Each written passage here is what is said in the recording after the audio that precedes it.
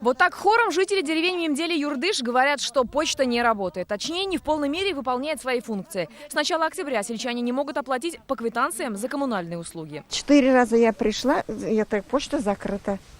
Потому что она увольняется, она не будет работать на эту зарплату. На самом деле проблемы есть. Счета здесь не принимают, а значит будут долги, газ и свет могут отключить, переживают жители. Жителям Юртыша и так приходится ходить до соседнего Мемделя, чтобы оформить подписку. Если и это отделение закроется, то придется ездить в районный центр. По словам сельчан, часы работы уже сократили. Мы уже старики, 80 лет нам.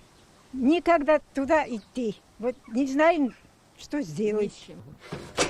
Перебоев с письмами и периодикой в деревне нет, но жители переживают, что даже этой услуги они могут лишиться, если почта все же закроется.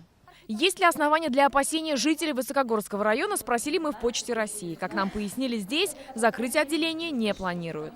Начальник данного отделения уволился 5 числа. И уже 10 числа мы приняли на его место другого сотрудника, который сейчас проходит обучение. На всякий случай, если вдруг сотрудник еще не будет готов, не пройдет до конца обучения, в понедельник, 15 числа, в деревню Мемдели приедет передвижное почтовое отделение. Такие мобильные бригады полноценно выполняют функции почтового отделения. Они колесят в каждом районе. Автомобиль выезжает в села, где возникают временные трудности. А на постоянной основе в республике население обслуживает более 3500 почтальонов. При этом все газеты и письма должны доставлять вовремя. При возникновении проблем в Почте России просят обращаться по номерам, указанным на экране. Альбина Слагараева, Марат Зайдуллин, ТНВ, Высокогорский район.